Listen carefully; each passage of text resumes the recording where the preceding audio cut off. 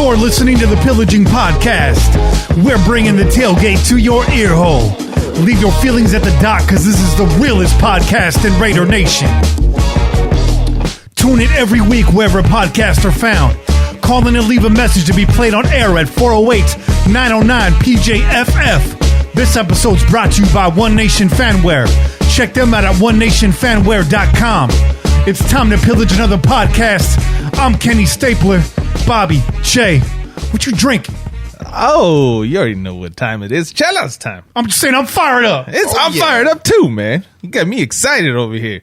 Listen, we're drinking this Boomtown, and this is an artist series. This is that graffiti IPA 2021, looking like a Krylon can. Look at that. That's dope. Your boy Bobby Wasabi came through with these, and I'm excited to try this. There's a non-filtered double IPA coming in at 8.4 on the ABV. Low IBUs though. It's 18 IBUs, so it's gonna be a smooth drinker. Just don't spray that shit all over my laptop, bro. I had to get this, man, because your boy Kenny and Che over here getting all arty downstairs. Artie Lang. Artie Langs, bro. No, we're not getting Artie Lang downstairs. We were doing that. No, man. Hey, good call though, man. Look, I've been looking for some Boomtown brews because they got some of the hottest labels like in the game, bro. They're out of LA and they got that Chavez Ravine, and I'm still trying to get that Chavez Ravine. I know One Nation's fired up about that can. Hey, that's right. Shout out to all the graph writers out there worldwide. It's blending into the background, but look at the closer I get, there you get a little bit more of the color, and it's in that pillaging glass. Salud, brother. Mm-hmm. Oh, let's give it a taste. See what it tastes like. And guys, let us know on the YouTube end if the graphics look like they're running a little bit smoother this week. Calibrated some knobs, dialed some stuff in. Hopefully, things will look a little smoother.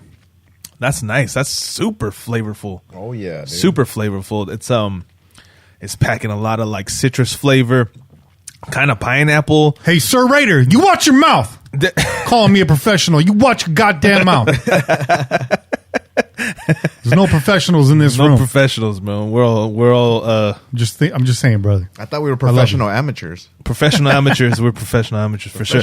This is delicious, man. This strong flavor, like piney. There's some hoppiness to it, but it's a lot of like. It's kind of like a strong, fruity. I don't know how to get. I don't know what else to add to it. There's another word to describe this, man. It's definitely flavorful, man. Yeah, man. Like even from the pour, it smells delicious. This is fantastic. I'm digging this. No, yeah, and the other reason why I got it too is because, and he actually happens to be in the chat room, is because of our boy Johnny. Shout out Johnny. Yeah, shout out Johnny. Saw this and I thought of you, brother. That's our boy right there. Hell yeah. Yeah. Hey, shout out really quick. Shout out. We're going to do our ad reads, but I want to get to this before time expires. One Nation Fanwear is doing a hat giveaway on Instagram right now. So some of you guys might be watching this on your web browser, what have you. Pull up IG on your phone. Make sure you go over there, participate in that giveaway. They're going to be giving away a free hat in 30 minutes, and you definitely want to get that. Hey. Mm-hmm. Raider for Life 87, appreciate the comments, man. Sir Raider, appreciate the comments too, man. I'm just busting your balls. Who doesn't like free swag, bro? That's all I gotta say. Let's see. You guys can follow us on Twitter at PillagingPod, at Kenny Stapler, at Che_PJ4F, at Bobby Wasabi 4080, at Kane MT6, and of course you can follow the whole Crow's Nest family at CNPodNet. We appreciate you guys. We appreciate it. We ain't on social media a whole lot, but if you want to connect with us, that's a good way. My DMs are always open, so shoot me a message anytime. Just don't tell his lady. Yeah, don't tell my lady. Hey, we're trying, man. We're trying to be better about the social media because it's not our strength. We'll admit to that. It's not our strength, okay? But we know that you guys are looking for us out there. You guys are asking for us, so we're trying to be a little bit more active. We're trying to put some posts up. Mm-hmm. Hopefully we get this start a little more mainstream, man. Look, I don't want to say it's a weakness. I don't want to say it's not our strength. We just look. I gave you my thoughts on social media a few weeks ago, and just so happened to be, I post one tweet. It was like my first tweet in 3 months. on like Wednesday or It was some good. shit. It was a good one too, bro. It was funny, bro. It was on Tuesday. It was funny. It was Taco Tuesday. Some lady posted up her tacos. I don't know what they were. They weren't Tacos in bro. air quotes. And I was like, she's like, Taco Tuesday is now a thing. And I was like, these are not a part of that thing. And we got some dude hella salty on there. He was extra salty, bro. He's in the UK, so London Raider, all of our UK listeners, I'm looking at you guys. Go find this dude. That guy was lucky that he didn't get any of the pillagers unleashed on him. Oh man, bro. Some of them, bro. Some of them. Some of them did. Some of them did go after him. They're like after the fact that wait, who the hell's this dude? Why are you getting all in your feelings, bro? I'm just saying I didn't attack anybody personally. I attacked 3 tacos. Yeah, but hold on real quick, though, because you had every reason to attack those tacos, bro. Okay? You posted a picture of 3 hard-shelled tacos smothered in ketchup. You're going to have a problem, okay? With ground beef. With ground beef. With ground beef to top it Wow. up. Didn't even have carne asada. It was ground beef. And it was unseasoned. I stand by this. It was unseasoned because that shit still had that brainy look straight out of the fucking package, which tells me that you didn't even put some seasoning on that and mix it up in a bowl before you fucking put that in the pan, man. That's unbelievable. Look, Just saying. There's a space in my heart for some gringo tacos, bro. The hard shell, the ground beef, the iceberg lettuce. There's a place in my heart for that. Okay, sometimes your boy gets the hankering for the white boy taco, but you gotta at least have some real hot sauce. And I say there's nothing wrong with that taco seasoning if that's the direction you're going. Yeah, that's a classic like white America dish. Yeah, that's okay. But you got the unseasoned ground beef, which probably has the hard pits in it. The little cartilage pieces. Man. You got ketchup on that shit. It had no business showing up on my timeline. I don't even know how the fuck that gets there. And then dude comes hella salty, calling me every name in the book. I use 0 cuss words. I attacked nobody personally. Yeah, he was angry. Yeah, I just walked the line with the dude. My last statement to the guy was, I hope you find peace, my brother. And he blocked me. Some people just don't want love. Shout out to Alex Perez. Hey. Salud. He says, get some Colorado craft beer. Hey, bro, we'd love to. So here's our thing. Here's our thing, Alex. It's a great thing. I travel around a little bit. I try to, you don't see me drink a lot of beer on the show, but if I'm in somewhere and I see brand new local beers, there's a lot of great local beers. I'll try one, and I was recently in Albuquerque. I was talking to a liquor store owner, and she really knew her craft beer locally there. And I was like, hey, have you tried the Altamont? Have you tried this and that? Alvarado Street. She's like, never heard of those. We can't get those beers out here, and we can't get their beers out here. The problem is a lot of these craft breweries, they're hampered by distribution. Yeah, Bottomley doesn't want to carry it. Young's Market doesn't want to carry it. You need to pay them. It's like a whole politics game, right? Yeah. And that's why you see a lot of these craft brews get bought up by Anheuser-Busch, because that's the only way to get their beer out there. So we would, long story short, we'd like to try Colorado craft beer. We'd like to try craft beer from everywhere. We just can't get it out here. But we're happy to try anything that you guys want to send us. Again, we're going to work on getting that P.O. box set up. Here's the move. You have to box your stuff at home. Don't walk into the post office being like, I want to send these beers. They're going to shut you down. Yep. You got to be discreet about that. Tell them that you're sending out, positive reinforcement pamphlets or something. Don't tell them what you're sending, man. Yeah. That's the last thing you want to do. You don't even have to say to the pillaging podcast. You can put it to St. Mary's Episcopal Church. It's a couple Bibles in there. Tell them it's plain and simply apple juice. Moving on, guys. If you want to donate to the show, you can do so right here in the YouTube chat. Hit that little cash button. If you're listening from Spotify or whatever app, you can hit us at paypal.me/PJ4F. If you want to send us a little something that helps us buy a couple beers, helps us basically helps us keep this podcast on the air. Costs us money to release the show every single week. Believe it or not, we pay for that. And we've been stacking some cash. We've been adding some things. You can see we got some new graphics. All that stuff costs money, guys. We really appreciate your support. We do. Of course, onnationfanwear.com, the official sponsor of the Pillaging Podcast. It's the freshest gear in Raider Nation. You see it. You can see the ad right behind us. It's hot. You see it. It's hot. Yeah.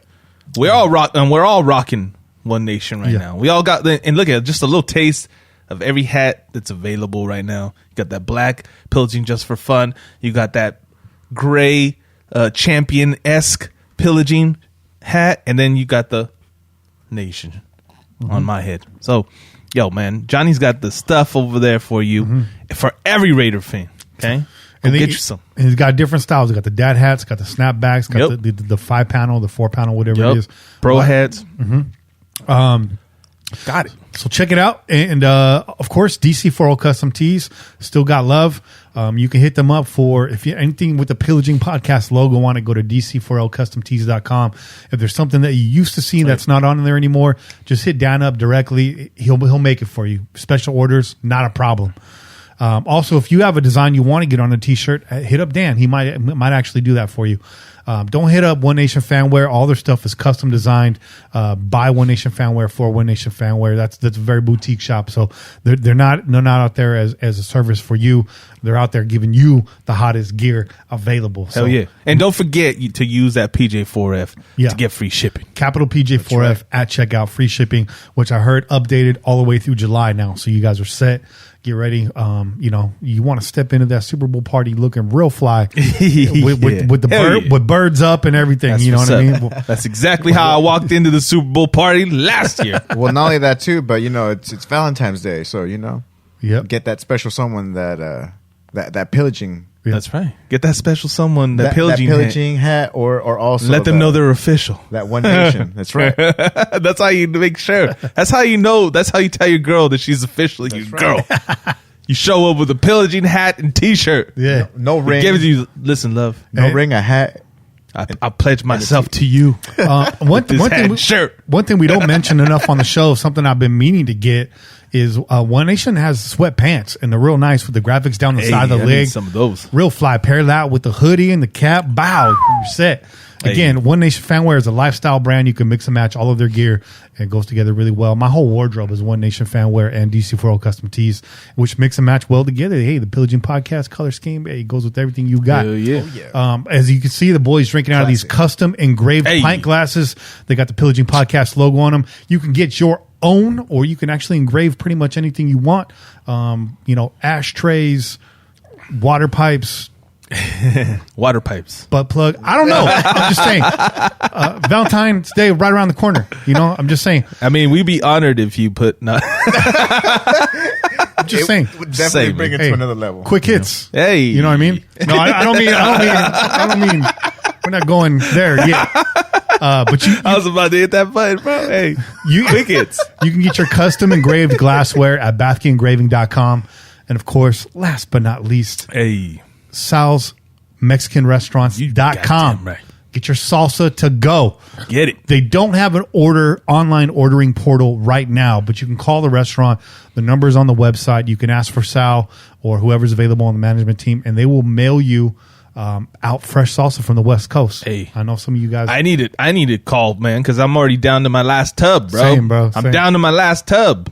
I just defrosted that last tub, and it's already on its way out, bro. Mm-hmm. And that goes to show you too that it actually holds. It does, bro. It tastes delicious. Delicious. First day. We had 3 tubs. We froze 2. We had to freeze them. We had to make sure that they lasted us, because they weren't going to just sit in the fridge like that. Although, you know what? We could put all 3 tubs in the fridge. It would have been fine, bro. Because they've been good. All 3 of them went 1 week, bro. Bow. They're not gonna last in the fridge very long. With anyways. the chicharrones, bro. If you get multiple tubs, just put them all in the fridge. You're gonna eat them all anyways. Line them up, knock them down, bro. Bow. Hey, and just as a special treat for you guys tonight, for all the support that you guys have given Sal over the last couple of weeks. Hell yeah. Second half of the show, Sal's coming on live to run the 2-minute drill. Hey. That's right, y'all. It's back. Football season might be over, but we're still running the 2-minute drill over here on the Pillaging Podcast. Hey. That's why I wore this. You're stalling. Hey, no stalling, Sal. No right. stalling, bro. Hey, if he loses, he's got to chug a whole tub of that salsa. Hit him with that sound. Dun, dun, dun, dun, dun, dun, No, dun, he actually gets some of that salsa in the eye if he messes up. So we're watching you. Gotta rub it on the eyelid right here. Oh, man. All right, so tonight's show, we got a big show for you guys tonight. We got quick hits, obviously, Raiders news from the week. That's going to be the bulk of the show.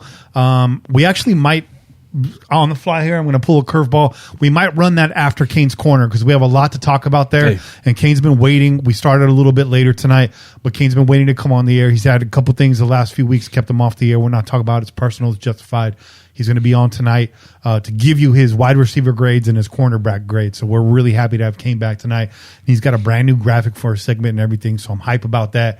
And, of course, your phone calls and a whole lot more, that 2-minute drill coming at you in that second, or I guess you could say third segment, because Kane's Corner, it's a segment of its own, as it should be. Welcome back, Raider Nug, to the chat, too, our pillaging moderator. Hell yeah. Dropping the hammer. You see a little wrench by his name. You know he's going to work. He'll hit you with that wrench, too, bro. So Yeah. don't act up. He will pull rank on you. Let me catch up on some of these donations really quick. Yeah. Shout out to Silky Slim with the 1999 donate. 1999. Salud. In the Are you super out of chat. your mind? Salud. He said, I am old and don't know how to make an even $20. I don't know. Conrad up. Congratulations up. 1999. Love you guys and appreciate you. I figured out what that is, Silky Slim. The 1999. Anybody, if you're on an iPhone and you're donating from an iPhone, automatically goes to 99 for some reason. Not a big deal. It's a tax thing, dog. They're trying to, they're trying to dodge it, bro. Yeah. They're, trying to help you out. They're like, you know what? If it's just like right under the 20, we don't have to report you. And Sal Salazar, god damn, Todd.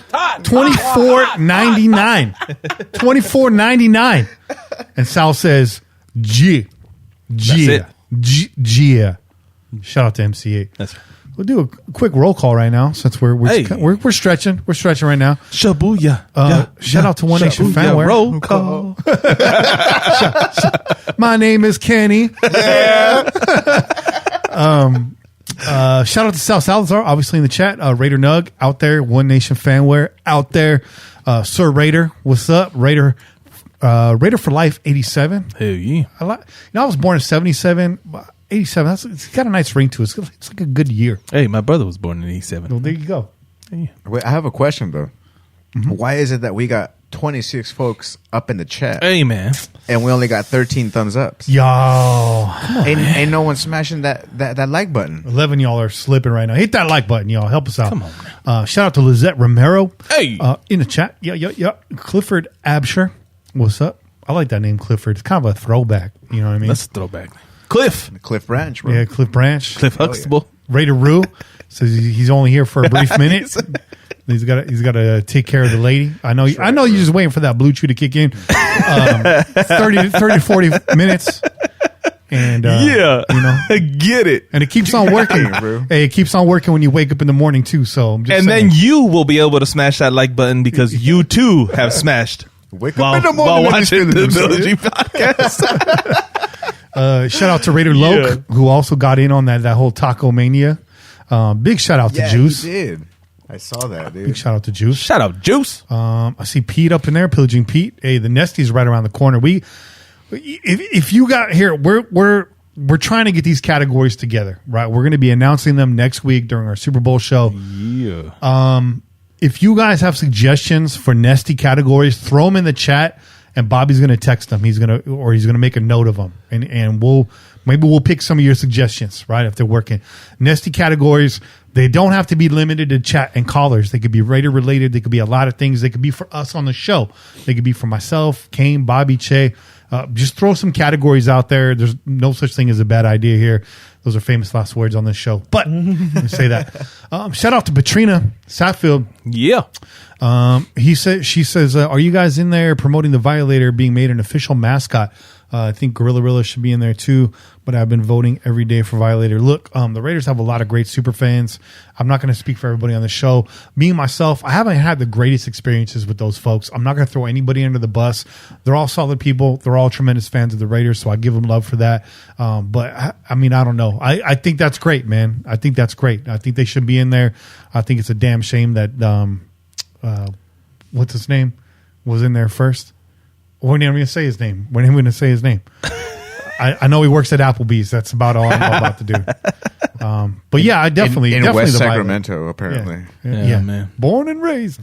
In West Sacramento. But yeah, for sure, man. Violator, Gorilla Rilla, for sure. for sure. And Scar man. Scar deserves to be in there. There's a Yep. lot of guys, man. There's a lot of guys. There's a lot, man. Let's just say we should have our own wing in that whole thing because we're setting it off. You know, Raider Nation For sets sure. it off. Shout out to Eddie Raider. Hey, Yeah, I think that's our roll call for right now for people that are active out there. I'm sorry if I Yeah. missed anybody, but I don't think I did. Also, I got a shout out to pull up really quick. Let me hand it off to you guys. Did you real say fast. that Gent is also in the house as well? yeah, our boy Gent's in the house. Is you he? know, I didn't see him Yeah. he in there. said, "What's up, pillagers?" Gent Okay. is You know. holding strong over there, man. You my know, bad, he has yeah. to, you know, That's our brother right there, man. he has to rep that flag over there, bro. And I know it's got to be another rough one for Gent. I feel bad. I feel bad about the whole situation. It's having to be in KC, with Yeah. KC being the Super Bowl 2 years in a row. That's some bullshit right there. I feel bad for Gent's neighbors, if anything, Right. dude. Because you know, Gent has zero fucks to give. And this is true. Yeah, no, dude. is true. So you know, This is true. if I wasn't a Gent fan or a Raider fan, I would be upset living next to Gent. But thankfully, I am a Gent fan Oh, and a Raider fan. You know why There you I'm missing some comments? Because I'm on top chat, not on live chat. That's what I need to switch to right now. Okay, I got my shit There together. we go. now. There we go. okay. Shout out to Jen, of course, my brother Jen, man. Shout out without saying. That's pillaging fam right there. Daniel said Kukui. Yeah, Dapper Dan, Kukui Raider for sure. Oh, shout out, Yeah, Kukui, man. shout out to you too, Dan, man. I miss you, bro. Hopefully you're still digging for wax out there, or at least spinning what you got. Dapper Dan's got an impeccable collection of vinyl. Also, I want to give a special shout out to Patrina Satfield again. She sent a $20 donation through Hey. PayPal, and she Nice. says I'm happy to support you guys. I can't wait to meet you all someday. I don't have but want Raider family. Hey, never that. You got Raider family right here in this chat. Maybe not personally in front of you, but you know what? That makes you an even stronger Raider fan. I'll tell you like this, Patrina. The pillaging family will find you. We find everybody. Yeah. We will find you. Yeah, and once we find you, And we will party with you. there is no losing you no more. After that, we'll be like, check it out. Family's right here. Family's right here. This Raider Nation has a special set of skills. Oh, yeah. Yeah. Cliff Absher says, I'd rather listen to the Pillaging podcast for sure. Hopefully you guys are doing a show during the Super Bowl. Hey, if you guys want to do that, if you guys want us to do a live Super Bowl party, watch party, we'll do that, man. We'll set up and you won't see the game, but you can turn off your audio and we'll give you reaction. If that's something you guys want to do. Hell yeah. You know? Hell yeah. It might be a slight delay. If you got DVR, maybe you sync it up. We'll be talking a lot of shit. I'll tell you that much. We're talking a lot of shit. Oh, yeah. Hey, yeah, for sure. That goes without question, man. Yeah. We that's what we do best. Yeah. that's what we do best. We talk shit. Yep. And we're going to talk a lot during the Super Bowl. There's going to be a lot of bottles of ketchup being sacrificed. Just straight lighting them on fire. Just Molotov cocktails and shit. it's good. Don't mind the star in the circle in the center of the living room with a bunch of ketchup bottles. Damn. Don't mind the fucking Mahomes voodoo doll. Right? It's going to happen. That's basically like the first 5 minutes of the watch party right there. We're just gonna pour ketchup on his hands. That way the ball slips out. So- Well, I think I found a Kermit the Frog Oh shit! stuffed amino over at the Ross. Of course, it'd be at Ross. Yeah, So, of course. Yeah, hell yeah. So we could do that, dude. What Super Bowl is this? 55? 5, yeah. 55 likes. We're doing a live show. Hey, 55 likes. that's a good call right there. That's a good call. Nice, I like it. There we go. 55 likes. 5 likes. You want it? 5 likes. You want it? Come get it. But it has to be 55 likes right now. You want some? Come get some. Yeah, tell it. your grandma log on. Like hit them like buttons. You know what I'm saying? Yeah, log on with every fucking phone you got. Yeah. Yeah. I know some of you guys got your burners. We get that we get that pillaging click farming to fix. Don't think I don't know about your burners, man. We'll get some Cody's bots to like the show. It'll be good. It'll be good. Like we're gonna make this happen. We're going to make it to one of those Chinese bot farms. Yeah. Yeah, hell yeah. I'm down for that. Click farm. All right, hey, this is a good time. I think we stretched this out long enough. We got what we do. Got a bunch of first time listeners going like, when the fuck are they going to talk about the Raiders? Yeah, what's up with the Raiders? Hey, Yeah.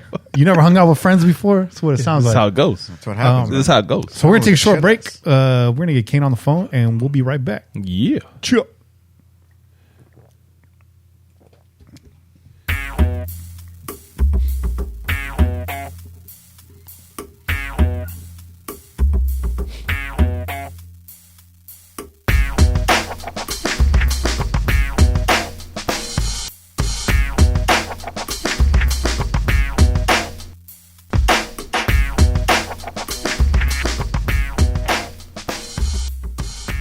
And we're back. Yeah.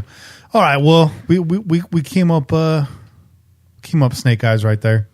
It's all good. Rest up, Kane. Straight Right Sports says that sounds like 70s porn music. Hey, you're welcome.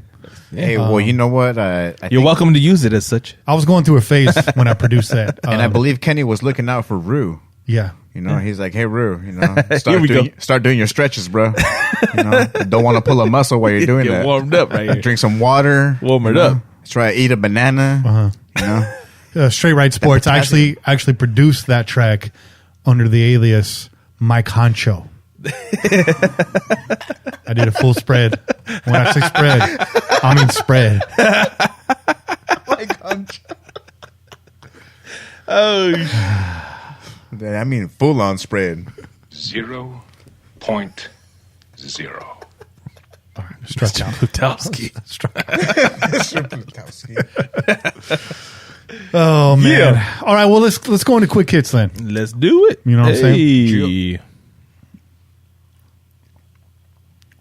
Quick hits. Mike Mayock spoke out on the 2020 season this week. I know most of you guys probably had a chance to watch that interview with Eddie Pascal. Shout out to Eddie.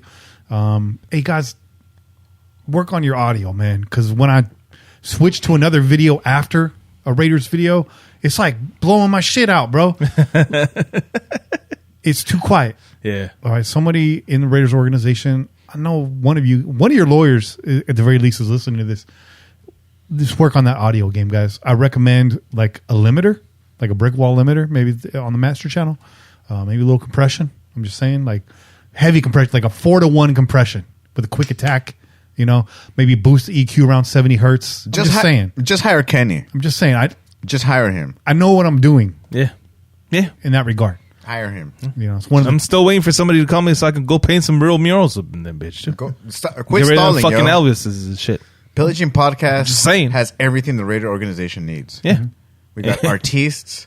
We got audio content. And Bobby will bring the motivation. And it's all good. Shit, you know what I mean? Bobby's going to have his own little Fanta rolling booth. Fanta leaf. There you go. Just roll those hand rolled cigars up. You know what I mean? We don't have to say what's inside of them, bro. We just Good times are inside of them. That's what it is. put him Good times. Put him in charge Scratching and surviving. Put him in charge of that chill zone. You know, Bobby in the pods. That's right. That's exactly where Bobby will be. No ketchup zone. Hey, no ketchup. No ketchup zone. Just hit your boy up. You know, I'll cool you out. Put a salsita. 408-909 PJFF. I got the contracts. Call my people, okay? Call my marketing team and my PR and my manager. Like, we'll send over the paperwork. We'll get it done. It'll be good.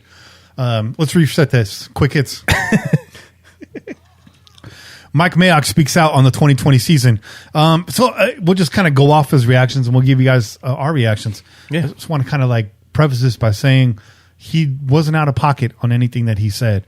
He didn't pull any punches. And matter of fact, a lot of what Mike Mayock had to say was a lot of what we've been saying the last 3 weeks. Yeah. Right? And the way he was saying it, too. Yep. Yeah. So obviously Mike disappointed in the season, felt like the team controlled their destiny at 6-3. We're able to knock off some good teams with lack of consistency to win every single week, right? And we've all seen that. We're not blind. You know, we've been watching these games. You guys, us, everybody in Raider Nation. We know what it is. Yep. How do you feel about that? I mean, it's not a whole lot to say, but I mean, look, that's what you're looking for your general manager to say, right? Like if Mike went out there and said everything was great, like he was really happy with the progress and all that kind of stuff, like people would be looking at him like, yo, you got to go. That right? Suspect. And it's bad enough that people are already doing that, right? People are like, we got to get rid of John Gruden. We got to get rid of Mike Mayock, right? It's like, look, man, there's a whole bunch of factors that come into play with this year's season. We brought in a lot of young guys to try to fill in starting positions this year. You know, when we're talking about cornerback positions and trying to improve the defense and whatnot, and bringing over new guys from other teams to fill those holes, and it just didn't work out. Yeah. There wasn't chemistry. There wasn't. I don't want to say enough time, man, because that's an excuse, right? But there wasn't enough time to gel and really get down the information that they needed. And it showed. It showed. The offense was successful, right? And I think that's what Mike Mayock was proud. He was like, look, if we felt like if we had a middle of the road defense, right? Somewhere in the middle of the pack, we would be a playoff team.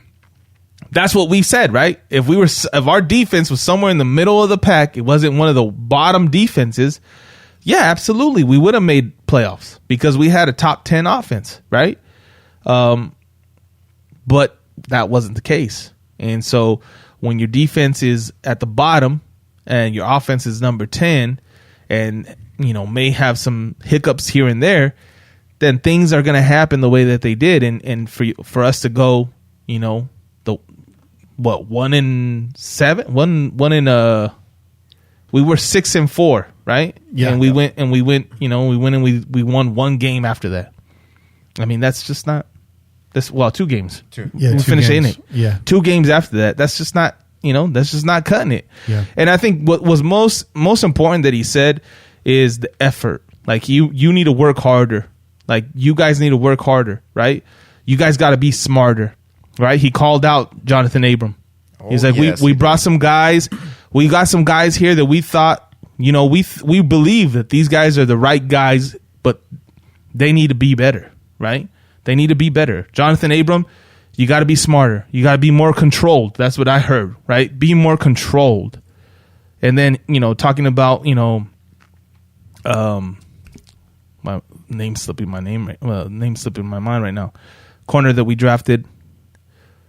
Roberts. Damon Arnett. Arnett, yeah. Okay. Arnett, he was impressed with him. He said he felt good about him early on in the season, right? But because of injuries and all that kind of stuff kind of went south after that. So he gave him a little bit of a little leeway, but he still wanted to see some more effort, right? And then, he talked about a little bit about young guys, bringing in young guys and asking them to do positions that they fill in positions that they hadn't done before, right?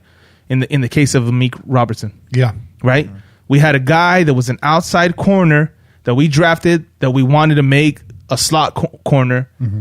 And with COVID and the lack of training camp and all that kind of stuff, like it just wasn't realistic. He acknowledged that. He said, we got to be better in that. That's my fault, because we brought in these guys thinking, oh, we can transition them. We can make them fill in these other spots. And we didn't take into account the lack of time, the lack of coaching that they would have to be able to make that transition properly. So it's all around. No one's ducking, the acceptance for the issues that we saw on field. But I'm glad that he's taking responsibility. He's taking responsibility. He's not ducking it. He's not trying to blame it on somebody else. He's not trying to blame it on injuries. He's not trying to blame it on, but he did mention Max Crosby, right? And then there was a lot of people, Max Crosby, he obviously didn't have the numbers that he had last season in terms of the sacks. But then we find out that Max Crosby had all these fucking injuries. Mm-hmm. I mean, the dude just got done with, I don't know how many surgeries, right? All of them. Yeah. And he revealed that. And then the next day, Max posts himself in a fucking sling. He's got his arm in a sling. He's got a cast on his hand again. And the dude played all 16 games like that. Mm-hmm. So there was guys playing with injury. Mm-hmm. There wasn't enough time to really build that chemistry because of COVID. Mm-hmm. And we had a coach that clearly just wasn't on the same page with his players, right? All of that, you got guys that you want to transition. These, like we talked about last week, right? These guys that are like hybrid players. This kind of season wasn't the season to have hybrid players. It wasn't. And that was my one of my favorite call outs was asking guys to come in, make a position change during a COVID year. How are you going to do that on Zoom? I mean, how are you really going to do that on Zoom? Impossible, man. Not only that, just also even changing the damn plays that you've been working on the whole damn week. Yeah. Last minute. Yeah. I need you to do something else completely different than what I've been teaching you the whole week. Go make it happen. I really appreciated Mike Mayock's, like I said, the tone of his voice, man. Honesty. Yeah, because he was pissed, man. I had to hear it twice because I was like, dude, you can actually hear it, especially when he called out Abram. I was in the same boat as him as well. Yeah. And there was a lot of Raider Nation that was on the same boat of them being like, dude, I love you, but I can't have you being just like, a wrecking ball just on the loose. You need to have some sort of direction. You need to have some sort of focus. Yeah. And the way he's been playing, emotions are fine, but if you get too emotional, that just clouds your whole judgment.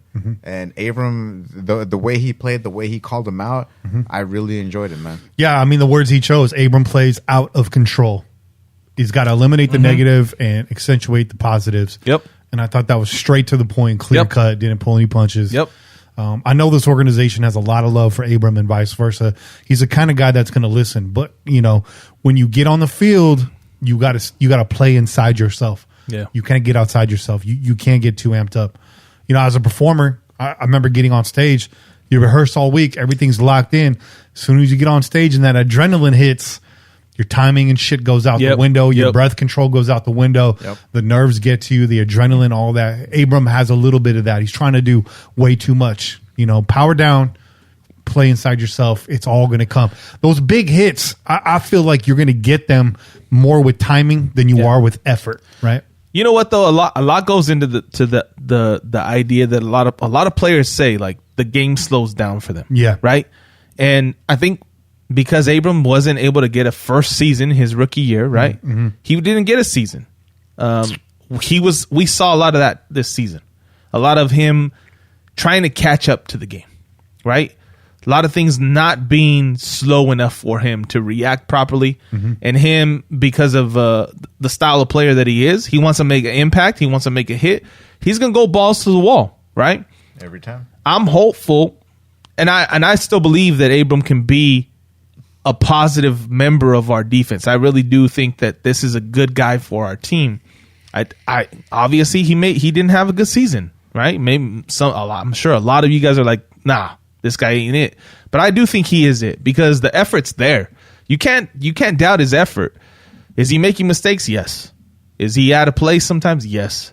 Is he trying to make too much happen on some plays? Yes, absolutely, right? But that's because he wants to be impactful. I can accept that. As long as he improves, right? If he comes out and plays the same way next season, then yeah, all right, dude. You're not doing what you got to do. You got to go back to the chalkboard. You got to school yourself up, right?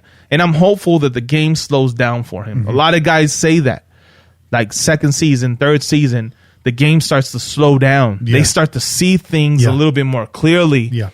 And like you said, that adrenaline rush, it's there, but it's not in control of them, right? It's like they got that adrenaline, but they got it under control, and they can see the plays start to happen. They can start to see. You heard Derek Carr even talked about it, right? As stuff like starts to happen, as you learn the offense better, you start to see things slow down a little bit. Everything opens up. That's exactly what you want your players, these young players, to do too. I'm hopeful he makes that leap because, I mean, by all means, it was his rookie season last year too. You know, Abram can't knock him for lack of effort, man. We got three guys on defense. We got 9 other players.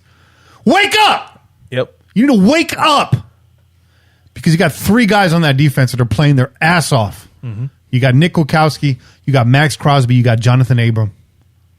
The rest of you motherfuckers need to wake up. Hey. Like Eddie said, I like the terminology he used. He said, what's your assessment on the defense, Mike? It's not like the cupboard is bare. That's what he said. There's talent there. Yep. What are we going to do? Because we can't. And this kind of brings us into the last point that they were talking about. You can't expect to overhaul the entire defense when you have a stock amount of draft picks, and we're already hampered by the salary cap. So they talked about that last. You guys probably already know. Yeah. Salary cap normally moves up every year, 5 to 10 million every single year. Well, it's moving down, right? Because NFL revenue is down. It's all based on that revenue sharing. When you don't have butts in the seats, you ain't making money. And so the fact that it may go down 5 or 10 million, it hurts. It could be a whole lot worse, guys, because these guys lost out on billions of dollars this year. It's true. Billions of dollars. It's true. It's a lot of fucking nachos, bro, that did not get bought. And that's it, right? And I think Mike was saying, like, it's a wait and see because you can't even you can't even guesstimate right now what you're going to have in regards to free agency. And that's what his comment was in regards to, right? Was like, are you guys going to make a play early on in free agency, or are you guys going to wait? And he's like, I think the whole league is going to wait because we don't even know what the money looks like right now. We don't even know what the cap looks like. So he's like, I think free agency is going to be slow, period, for the whole league because nobody really knows what they're playing with right now. Which brings up the question is, are some of these players going to actually think about taking some sort of, pay cut? Mm-hmm. Because before it was all about, oh, well, I want to join whatever team is going to pay me more money. But now it's like, do you look ahead and try to see, forecast the future in whatever organization you're going to choose from and possibly take a pay cut as well? Well, I mean, that's it, right? That's the difference between a winner and a guy that's in it for himself, right? Like a guy that's in it for himself and is like, I'm trying to get my payday so I can retire with a fat bank account. Mm-hmm. That's the guy that's going to be like, no, I'm going to go to the team that's willing to pay me the most. A guy that really wants a legacy, to leave a legacy behind, he's going to be more likely to do that kind of stuff. Like, okay, well, is this going to hinder my team? Is this going to affect the ability of my team to actually win? Because I want to win. I'm here for a Super Bowl ring, right? And so they'll look at that and say, I'm willing to take less money to assure that we can get the right players here because I want to win, right? Mm-hmm. The guys that take that big paycheck and they kill their finances, their team's finances. Mm-hmm. Those guys don't give a shit about winning. Yeah, looking at you, Trent Brown. Hey, Hey, real quick, shout out to Raider Lope. Hey, $4.99 donation and super chat. Thank you very much. He says, a thinking man is a slow man, and I believe that was our issue with PG. Keep it simple, stupid. He says, I expect major changes with this cover 3 scheme by Gus. Absolutely, man. Stupid. Absolutely. We saw, just with the exit of PG, we saw the defense get a little bit better just by simplifying the scheme, right? We talked about that a little bit 2 weeks ago. So, but yeah, it was a great interview with Mayock. It's, short, but it's really good. Mike's a solid dude, man. Mike's a really solid guy. So it's like a 12-minute interview. Definitely go check it out on the Raiders YouTube page if you haven't already. Shout out to Mike. Got a real clean kitchen too, I just want to say. And our thoughts and prayers go out to the Mayock family on the passing of Mike's father. Passed away this week. So thoughts and prayers, man. Yeah, man. Yeah, R.I.P. Really quick, Patrina was saying she's always looking for other Raiderettes, other female Raider fans out there. And then bam, 2 seconds later, Heidi enters the chat. Hey. Our comrade over here at the Crow's Nest Podcast Network. Make sure you check out Patrina and the rest of you. Make sure you guys check out the Onenation podcast featuring Heidi and the Ladies of Darkness. When they drop an episode, you got to make sure you catch it because it's a good episode. Hey, ladies, come on now. Come on now. We want more. Give us some more. Give us some more. We've always asked for more. Give us some more. Let's keep moving. That new Buster, though. Right? Man, that Extinction Level Event Part 2. Hey. That's his best album. Hey. Best album. Go get that, man. He brings a fire, too. Man's like 50 years old, Joe. Bus ain't lost nothing, bro. Nah. I love me some Busta Rhymes, man. Busta Rhymes is the shit. He's the shit. Row. Row, row. All right. Quick hits. The Raiders 2020 draft class ranked the worst by Pro Football Focus. Yeah. The worst. Here's a little clip from what they had to say. All 7 of the Raiders' 2020 draft picks were selected within the first 4 rounds, and that group collectively ranked 3rd to last in WAR. That's wins above the replacement. If you guys don't know what that is, it's basically comparing their output and production to a player that's currently available in free agency or undrafted free agent. So comparing it to a player that's out there and available to replace them at a similar skill rank. It's not very clear cut.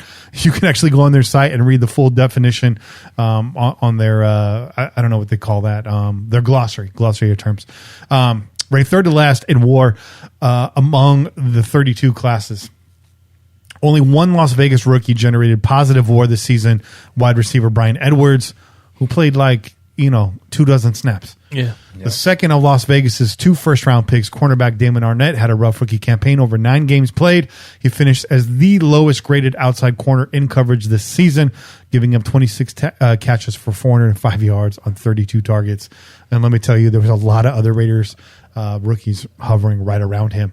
And, Mike called that out, too, just kind of flashing back. He called that out. He called out all the rookies. He said Ruggs is who he is, but he's got to get better. We need people to respect his speed and be afraid of those cuts, and he doesn't feel like that's really happening right now. And I agree. I think he spoke specifically about the route running, right? Like Ruggs, if you have the speed, we already know that. Like that's gonna happen, but your route running has to improve. If your route running improves, then that fucking speed, that top end speed that you got, becomes that much more potent because the opponent's not going to be able to change directions the way you do, right? So route running is important, man. Like you have to put tons of time into getting your route running down. You got legends. There's plenty of legends within the Raiders organization that you could reach out to. I'm sure that the numbers are there. Like probably the first thing they fucking do is give you a book. Like, here's all the greats that we have. Reach out and talk to someone. Okay. Timmy B, I'm sure Timmy B will pick up the phone. And by the way, happy birthday to Timmy B's twins. Hey. Yeah. Happy birthday to Timmy B's twins. They just turned 18, right? I think turned 18. As a matter of fact, did you know this? Not to get off topic, but did you know that they were born the day after the Super Bowl loss? Oh, wow. Really? He flew back from the Super Bowl loss, disappointed as fuck, finds out his wife's in the hospital. His kids are born, completely eliminates the horrible feeling that he has, right? There we go. And that's what he posted the other day. So shout out Tim Brown. I'm glad that you didn't have to like live in that pain, man, and you got your kids. Like that's beautiful. That's beautiful, man. That's a beautiful thing. Yeah. Hell yeah. Yeah, the universe giveth and taketh away and giveth right back. So that's beautiful. See a lot of Busta Rhymes up in the chat. If you guys are down, Busta doesn't speak out often, right? He there's a lot to know about that guy. He's prolific. Check out his interview on the People's Podcast with Talib Kweli. There you go. That dropped, I think, last week or the week before. Yep. Incredible interview. I think it's almost 2 hours long. Wow.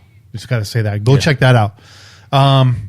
Yeah. So, I mean, that is what it is. I mean, we know that the Raiders draft class underperformed this year. Expect more next year. We fill in some slots on that defense.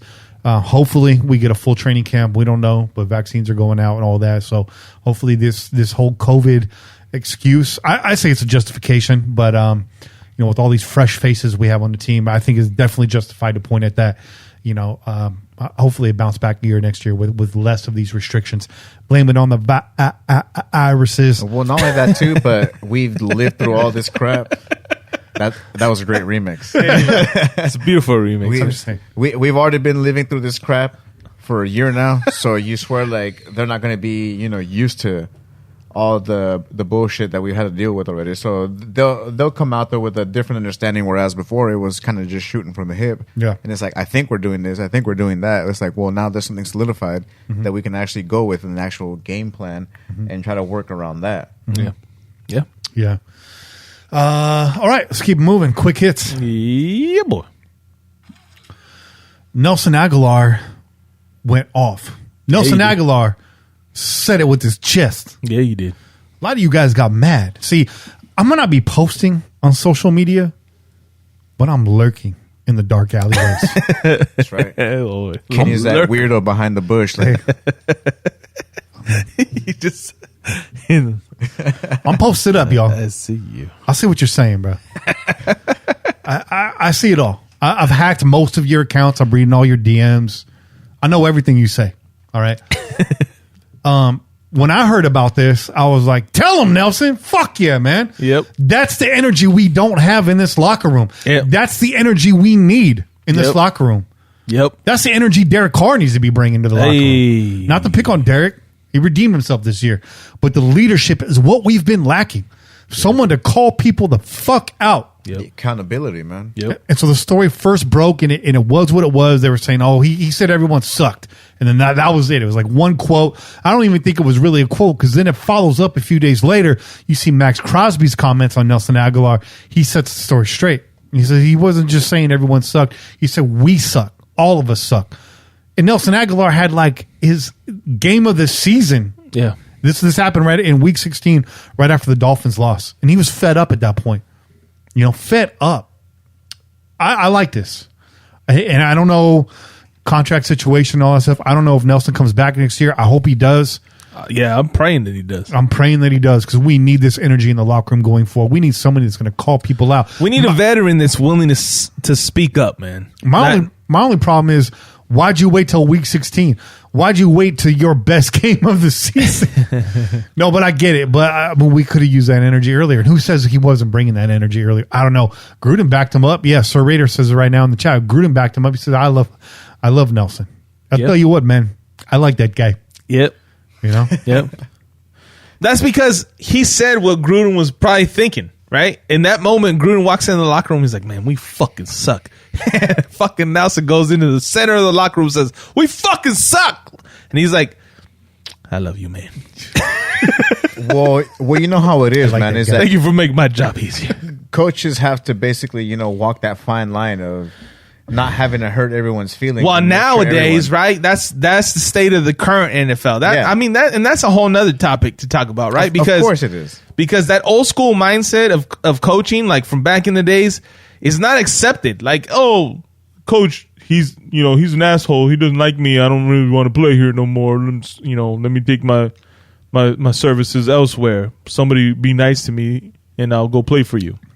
And that's kind of what we see all around in the world in general. And I'm not trying to say like we shouldn't fucking care. Okay, obviously, me and Kenny, we work with people, man. We work with people. We work with kids. Obviously, yes.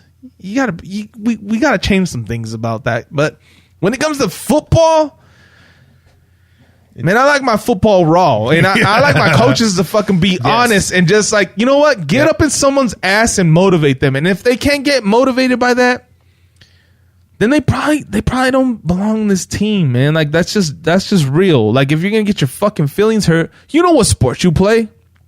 Yep. You know what sport you play.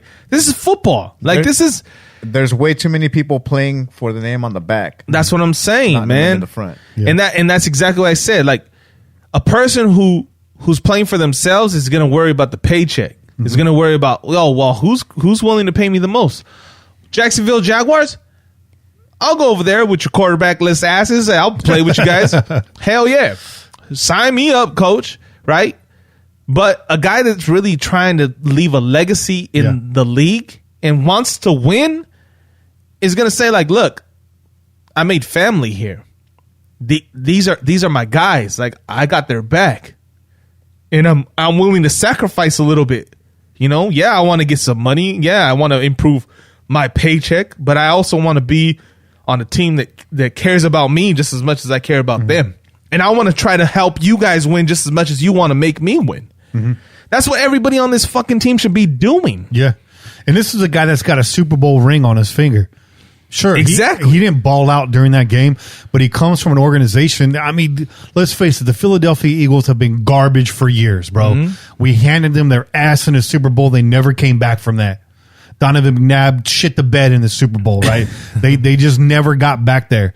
And probably one of the grittiest Super Bowl wins we've seen in a long time. Yeah. Yep. So he knows what it's like to have your back up against the wall and watch a team rally and win against all costs. Amen. And so I'm with Che. I like it raw. Ooh, baby, I like it raw. Ooh, baby, I like it raw. Give me the ball. Let me take it away. But then again, they don't make them like they used to no more. They don't. That mentality has definitely shifted a lot. Hell yeah. And it can help out in certain things, but when it comes to actually trying to rally up the troops and all that, it's like, well, I don't have to worry about this because I'm just worried about these last couple games so that I can get my film ready for the next team that I go to and try to make that paycheck, man. I appreciate somebody that actually stands up in front of you and says, we're all fucking up. Yeah. And that's the thing is that was awesome is that Crosby even backed it up and said, no, he said that not y'all. us. Yeah, We're as a all whole. doing it as a whole, and that's responsibility, man. Not enough people take responsibility, and there's a lack of that. People would rather just pass the buck, and I appreciate players like that, which is why, like you guys said, I really want Nelly to come back, man, because we do need cats like that. We need that old school mentality again, man. And my biggest problem with these comments was Raider Nation's response to it, because after that Miami loss, after the Jets win, y'all were on the timeline crying, saying the same fucking thing he was saying. We suck. We're garbage. I got people in the chat right now. John Gruden needs to go. He's fucking whack with the Raider Nation. I can't even take it anymore. Just shut the fuck up. Dry your tears. Go take a timeout, couple deep breaths, run around the block, come back when you're ready to suck it up and fucking deal with shit like a fucking man. Hey, or woman. Or a woman. Hey. I know Patrina Sackfield in the chest. She ain't crying about shit. She's tough. You know what I'm saying? But the rest of you guys crying about this, you were saying the same goddamn thing just a few weeks ago. So shut the fuck up. Hey. I'm tired of the bitching and the complaining. You guys got soft. I don't know what happened to Raider Nation, but you guys got soft, man. Not anyone in the, well, I called out the chat, but you guys are solid. I mean, nah, some of y'all though on Twitter, I don't know, man. Yeah, I'm tired of it. Nah, Twitter's on some shit, man. Toxic. It's bro. been on some shit, man. First, hey, you know what? We haven't even mentioned this, but I'm going to mention this right now. Twitter's been on some shit, and they were on the worst possible shit. Oh yes, they were in the last few weeks. So much so that they ran our girl Gabby off of fucking Twitter, bro. And that is some fucking bullshit, bro. Okay, the fact that our girl can't even feel comfortable to be on Twitter anymore as herself, as her Raider fan self, and just speak her mind. Like, listen, everyone has a right to a fucking opinion, man.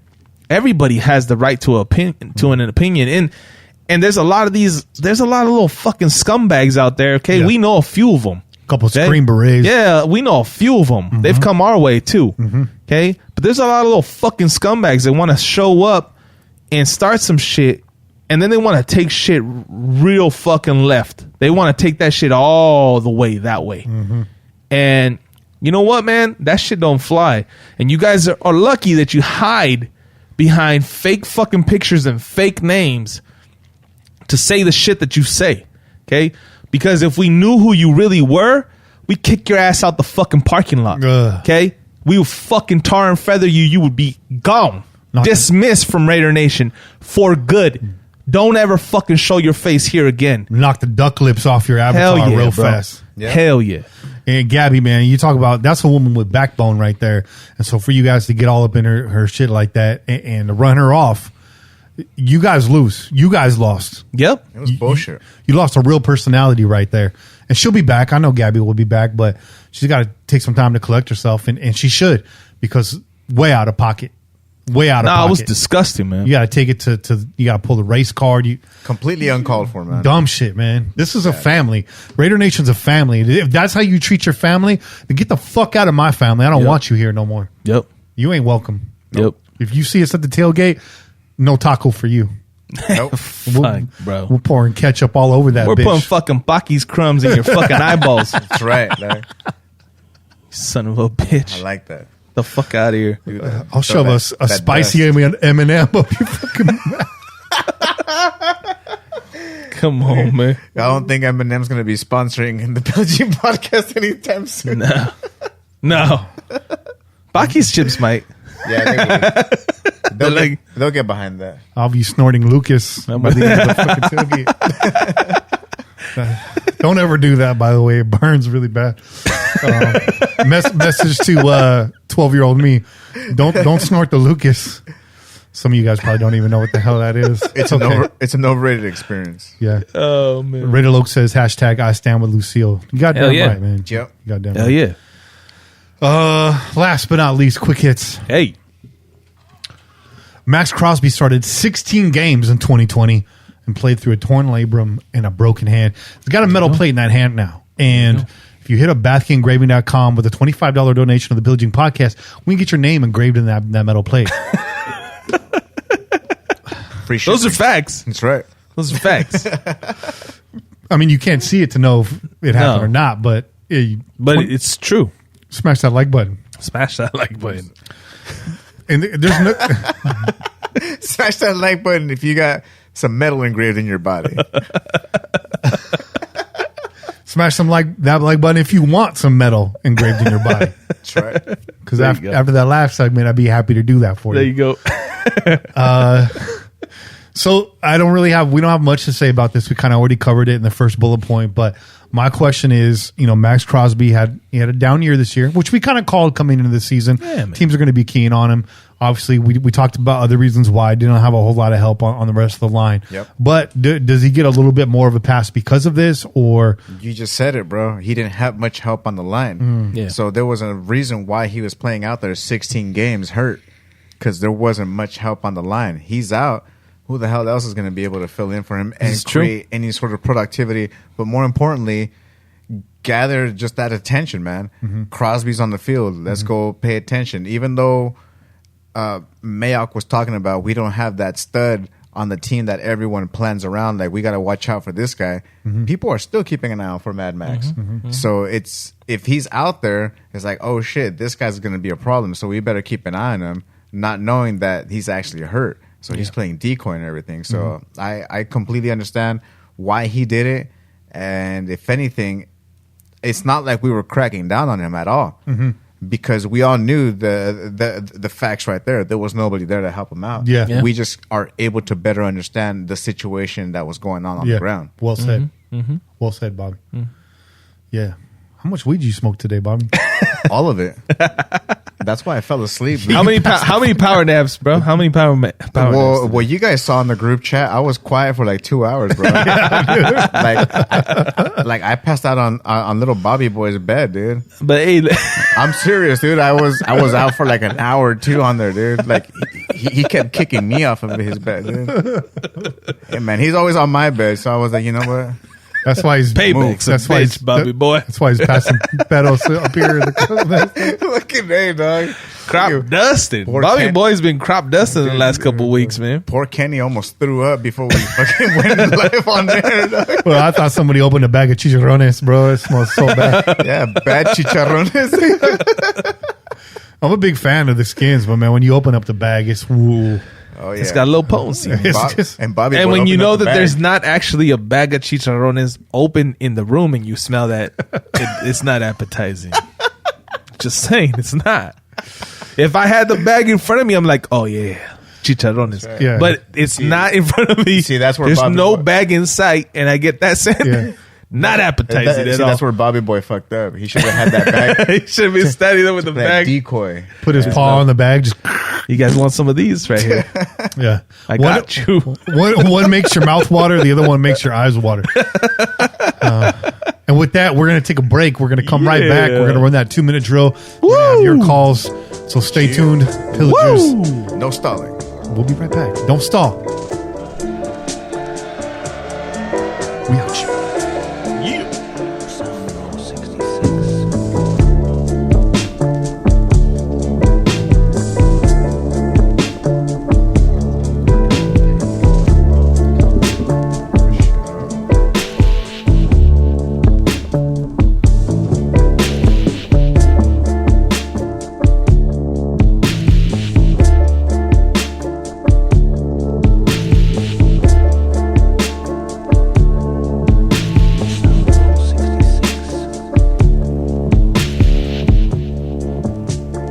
And we're back. Yeah, sorry about the long break, guys. A lot of fluids over here. Coming in and going. And I see us in the chat every time. We do not take smoke breaks during this time. It's usually just a lot of using the restroom, grabbing some snacks, making coffee. Regular people shit. You know what Snack I'm saying? breaks. But we're back. You guys know what that means, right? It's the return of the vaunted Ooh. 2-minute drill. Yeah. The infamous 2-minute drill. And I already got Sal's questions lined up. Yeah. Ooh. It's a mix of this and that. It's a mix of this and that. Hey, and he has a lot to live up to, man. I believe Rue is still in the chat room. So Rue's watching, man. he is, man. He's getting ready. I think that's Rue's like I was gonna go hang out with my wife, but I gotta stick around and see if someone is gonna mess up my record right now. Yeah. Hey, so you better be careful. hold on. Because Hold on. you know that Blue Chew kicked in already. The blue chews will last, hon. Yep. Miss Rue's sitting there. She got the garter belt on tight, and she's waiting. She's waiting, bro. It's a special night. You know what I'm saying? Yeah. Special night. By the way, I got a 20% off yandy.com. Valentine's Day is right around the corner. Hit me up if you want that coupon. I think it's going to expire in a few days. So yandy.com, check it out. Unofficial sponsor of my podcast. That's right. Patreon exclusive.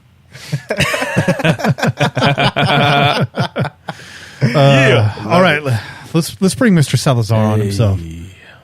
Sal, you got me? Are you there? Badoing.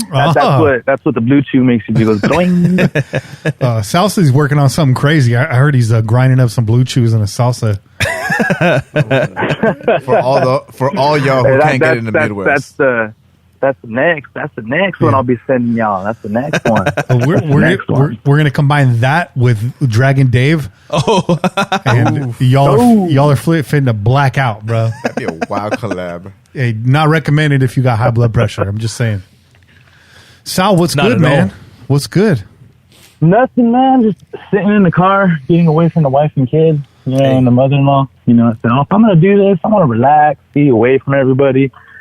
My father-in-law wanted to get in it. I don't know where the hell he's at. It's taking forever. But Hey. But no, man, just chilling, working. You know, we had a lot of big setbacks, missing cooks. They wanted to go get tested, you know, due to family members. But yeah, it's been a really rough 3 months, but we're still hanging in there, and we'll be full staff tomorrow. Thank God. Are you guys still doing the cilantro vaccines over there? Yeah. Hey, man, I'm still waiting for Bobby's album Cilantro to come out. Dude, all the girls in the back. Well, it's because Kenny and I are having creative differences right now. Yeah. We're kind of locked up right now. We're kind of locked up. You know, I'm very against auto-tune, but Cilantro, he has his demands, you know. So we're gonna meet halfway. I'm trying to get some samples cleared. Can we get some talk box? Can we get a little Roger Troutman on the Cilantro album? See, that's where I'm leaning. Oh, there you go. That's where I'm leaning, and of course, we get them high notes. We're in a contract dispute right now with the Shy Lights, who are supposed to do backup vocals on the record. Ooh, But it will happen. It will happen. It will. And Yeah. We ain't Dr. Dre, bro. Where we say when they come out with an album and never come out with it. Man, I remember I've been waiting for Detox since I was like 12 years old, man. I'm fucking 29, dude. Look out for Detox. I was listening to documentaries every day. I thought, hey, everybody be quiet. Dre's saying something. I was like, man, fuck you. All driving with my kid in the car, all mad stuff. Dude, I'm the same as you, man. I was like down that rabbit hole for a while. Yep. The only good thing that came out of it, out of all that gossip and stuff, is if you're on YouTube, you can find it. It's like Kendrick Lamar did this "Watch Out for Detox" video. It's like just a quick verse, and that shit is fire. Okay. Yeah, shit is fire. You can find that released. I don't know what it was. It got me all hyped up for an album that never happened. But you know what? All fucking wild on it and shit. Yeah, but we did. K-Dot's the man. We did get Compton though, and that's fire, bro. Yeah. that album's dope. That is fire. Yeah, I like Compton. And when Kendrick goes, when he talks about like, you know, they're all getting crazy in silver and black, like those lyrics just caught my ears real quick. And I was like, oh, I was a baby at the Coliseum games, so I don't remember a lot. But just knowing that, like, fuck yeah, like that's the Raiders right there, homie. Yeah. Like, you know, you heard it. got the Palladium. Oh yeah, it gets me all pumped up. Got the Palladium pack, silver and black. Yeah, that whole line. Yeah, that scheme was fire. There you go. And there's a new Dre album Love right to around that. the corner. But you know what? You know what, Sal? We're fucking stalling right now. Yo, here I am. Hey, Nation, man. Stoner's life right here, dude. You told me I was sitting in the exact same car, and you're like, hey, you better study. And I was like, yeah. well, now you know what high school was like for me. All my teachers, you better fucking study. Like, oh yeah, all right. I'm gonna wing it like every test. All right. Hey, great Story of my life, bro. And I appreciate that, man. grace under pressure. You know, Who wants to be a millionaire music background right now? All right. If you lose, Jesus. we get free verde vaccinations, vacinos, vacunas. There you go. I'm over here making up words and shit. It's all right, bro. Shit on It's Raider Nation, bro. Yeah. We appreciate the creativity. verde vacunas. Hey, Chile verde vacunas. All right. All right, so you know the drill. I'm going to give you 10 questions. Each question's worth 10 yards. You got to get downfield. I'm going to set the clock right now. Right, we got a timer. Oh yeah. Let me get that going here. All right. Let me see. Okay, yeah, I got the pause button on deck. Okay, so I'm going to pause it as I read the questions. You're on the clock when I'm done reading the question, okay? I got 10 questions again queued up for you. If you can go 100 yards in 2 minutes, you win. All right. This is the modified 2-minute drill. Who are our modified champions? Raideroo's the 2-time. He's won both versions. We got Murph, right? Yep. Shout out to Murph. Oh, that's right. And I think that's about it. Yeah. No. Yeah, no, I think Yeah, I think I've heard like 3 of them. Yeah. yeah, I think after Rue did it, it was a wrap. I think it was a wrap after Rue. All right. Oh yeah. Yeah. All right. So let's get it going here. Are you ready? Yes, sir. Question number 1. Where did the Raiders play their first season? Oh shit, man. I don't want to say Oakland. San Fran, right? San Francisco. I need you to be more specific. Which stadium did the Raiders play their first season? Oh, what stadium? Candlestick. Nah, probably not. Nope. The answer we were looking for was Kezar Stadium. Kezar Stadium in San Francisco. Oh, okay, Kezar Stadium. That's still- Kane right there. That's all Kane. Yeah. If you're ever in the San Francisco area, if you're ever in the Haight area, there's great parking at Kezar Stadium. I'm just saying. There you go. There you go. All right, question number 2. The Super Bowl 11 MVP was Oh, Fred Biletnikoff. Freddie B. Freddie B. Hey, That is on correct. the board, That is- Sal. That is correct. That's what I'm talking about, dog. Swinging. Che, are you in this right now? Can you hit the results for me? You see that? You just click on the square. Yep. And then hit it with the bucket. Yep. Fill. Yep, Green, yep, green yep. for correct, red for incorrect. Keep Yep, I track. got it. I got All right, it. You're on it. All right, good. All right, question number 3. 1 for 2 right now. Not bad. What was the first year the Raiders called Los Angeles home? What was the first year the Raiders called Los Angeles home? 81.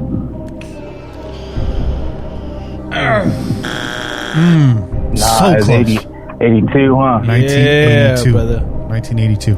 Okay, 82. Okay, right. that makes sense. It's all good. Close. 3,272 return yards is good enough for the most in Raiders history. Who did it? Oh, fuck. I just read this one, too. I know it's... Oh, damn it. I don't know. I'm going to say Tim Brown, but I know it's not Tim Brown.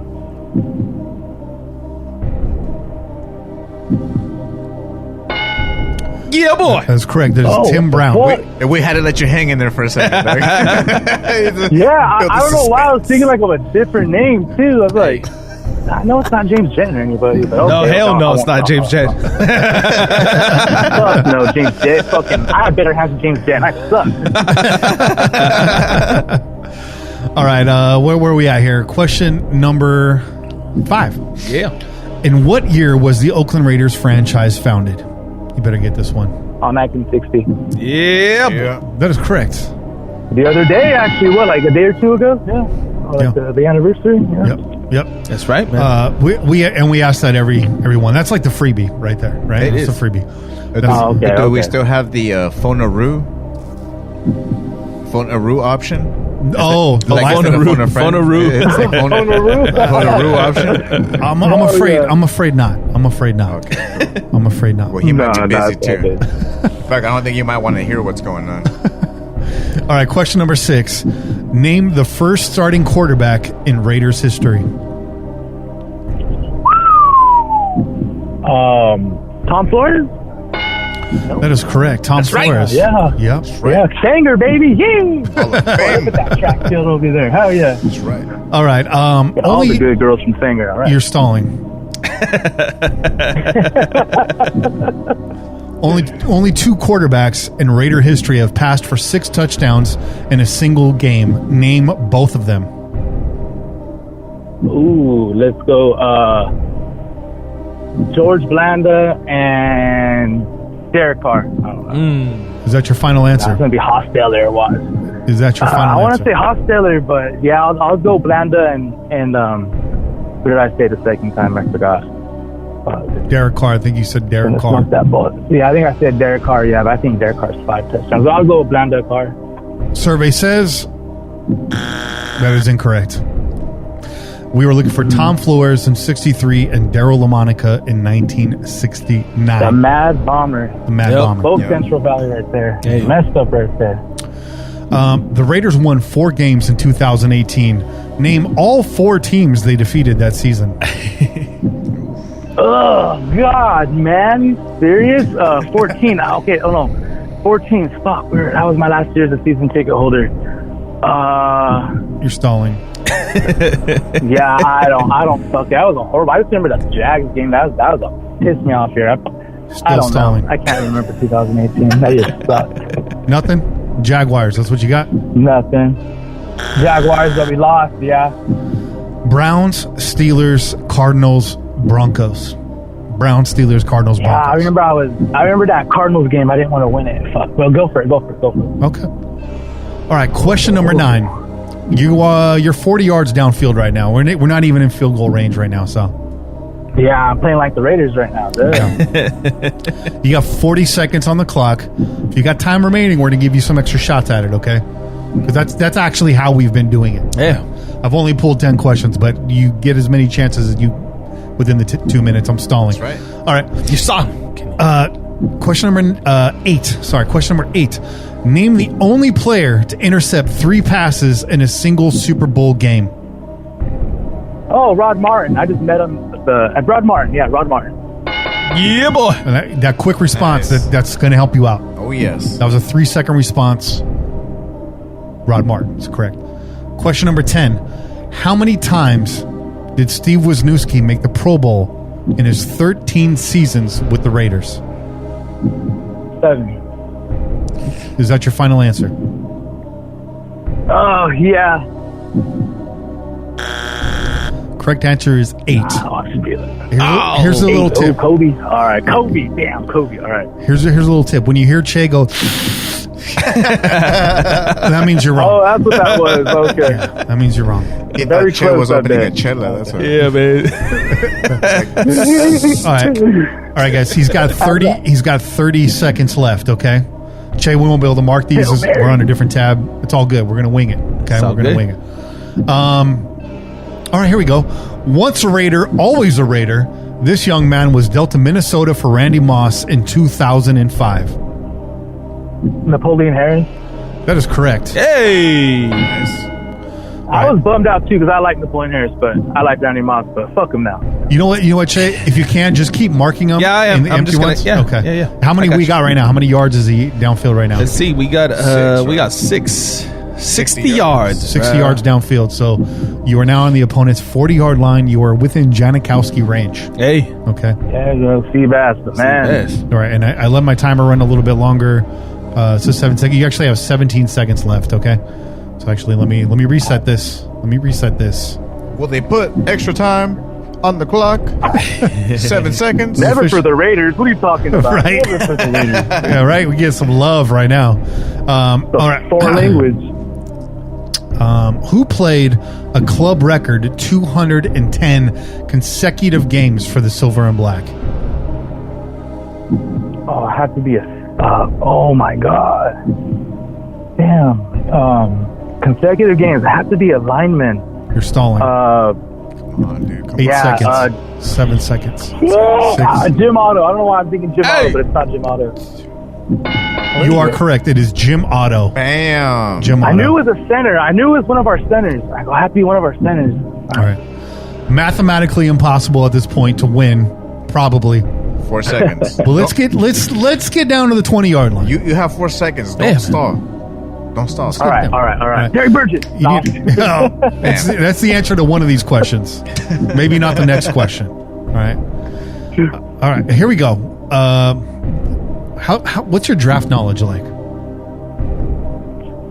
Man, I used to be a fucking pro, but the restaurant drains me. But let's go for it. All right. Nobody cares about that. Yeah, nobody cares. Ask you a simple question. What? We love Let's you. say if you're Washington. All right, go. All right, go. What defensive back did the Raiders sign in the second round of the 2017 draft? Oh, Trayvon Mullen. That is incorrect. No. Is that 18? Obi Melifonwu. But you know what? Oh, that fucking, what do I call him? I call him fucking Sasquatch because you never seen his ass. Fucking never came through. All right, we're playing for pride now. Even though that answer was wrong, right. It was fast. You have 1 second left on the clock, okay? You got 1 second left. All right. The Raider way. All right. Throw a Hail Mary. All right. What Pro Bowl quarterback wore the number 15 for the Raiders between 1993 and 1996? Oh, Hostetler. That is correct. I'm going to give that to you. Hey, At the buzzer. At the buzzer. Damn. Kobe. What do we get? What's the final tally, Che? R.I.P. Kobe. Yeah, for sure. That is 80 yards, man. He made not it bad. 80 yards downfield. Hey. Nah, y'all gave me one. That was like 60, 50 yards. He's within field goal 50. range, sir. We give you nothing, bro. Yeah, bro. You I mean, if you're talking about the last one, then that would put you at 70 technically. But that's 80 yards downfield, bro. You got there, man. 8. Yeah. We give it to you, man. Yeah. Yes, I right. gave you that last one because Gracias. you know what I'm saying? It shows Sal that you did your homework, man. Hell yeah. So you didn't get the full touchdown. You don't get a T-shirt, but we're going to let you give a plug right now. Of course, obviously, you're the official salsa of the Pillaging Podcast. Plug the shit out of your restaurant. Oh, no, I didn't mean to cut you off. My bad. Go for it. I just said plug the shit out of your restaurant. Just plug it Right now. Plug it. Do it. Do it. Do it. Hey, sorry everybody about the online thing. I'm trying to get G2 to get with the technology. Come on, G2, we need to get our shit together. But we'll be getting that soon. You know, where you guys can just click a link. It'll automatically take you. You just it'll ask you how many pints. I recommend by the gallon. Hey. I know it's a little more expensive, but that's what I plan on. I'm gonna send you this out. Ooh. We make it tomorrow fresh, so I'm going to send it Tuesday. I'm going to let it freeze for a day and send it out to you guys on Tuesday. Perfect. I'm going to send you guys in gallons. I'm going to send you guys each 2 gallons. I love that. But I'm going to break it up in gallon bags. And hopefully these bags stick. This is what I put my food in all the time when I deliver it. But yeah, that's our goal, Nation, is to make it easier for you. I know my sister runs all the social media, and you know, she said she loves you guys. You know, shout out to Raidersallday, the Pillaging Podcast. Excuse me, Bear's coming up, and thank you for the support. You know, especially during a hard time with COVID, and you know, we just any mom and pop place or shit, and anybody just in general that you can support. You know, they appreciate it. You know, even though sometimes everybody looks mad, we're tired, we're drained. You know, we're doing it for y'all, and we appreciate you.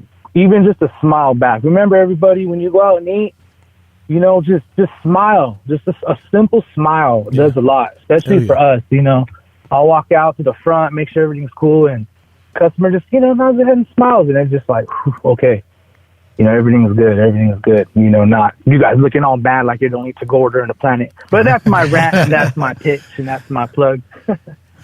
That's great, man. You know, ELE, everybody love everybody. Hey, That's right. Everybody But, love everybody. So again, guys, that's salsmexicanrestaurants.com, 2163 Park Street, Selma, California. Call 559-896-0412 or 559-896-SALS. As for Carl, Sal, or whoever's available, get your fresh salsa shipped out to you. What I'm going to do, I'm going to take this gallon bag, I'm going to thaw it out, I'm going to put it in containers, I'm going to freeze some away because the salsa holds up real nice in the freezer. Yeah. Yep. I'm going to portion it out. It's like meal That's prep, it. bro. That's it, man. That's it. That's how you do it. That's flavor. Yeah, get that Tupperware, man. And invest in Tupperware. That's perfect that you said that because I had to train my father-in-law. He doesn't know how to shut the pints down right. So I had to go, hey, man, you got some. I know my mother-in-law got a ton of Tupperware. Put that in there and press it up. Yeah. And it lasted him 2-3 weeks instead of just 5-6 days catching all that oxygen in that air. Yep. And I'm telling you, Sal, so- if I find that FedEx driver, it's on site, bro. It's on site, bro. Hey, you know what's funny, man? I'm gonna beat So the I'm shit out cooking of him every with day, a and I'm frozen going out to the burrito. front, checking out everything, and a fucking FedEx guy's in there getting food. It most likely was not him, but I'm in my head, I'm like, you motherfucker, dude.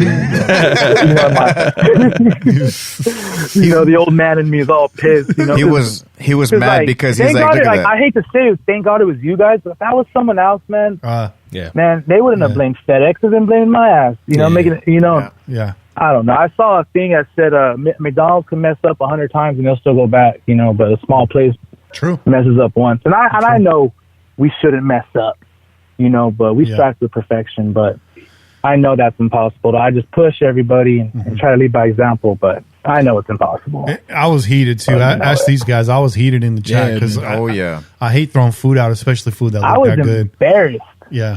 But I think we lost like one tub of salsa. We salvaged the rest, which was good. Yep. The burritos were shot though. I mean, they smashed it. There's plastic all in the fucking tortilla. And I made those with love. I made those burritos myself. They're like, so when you guys were asking for the secret stuff, yeah.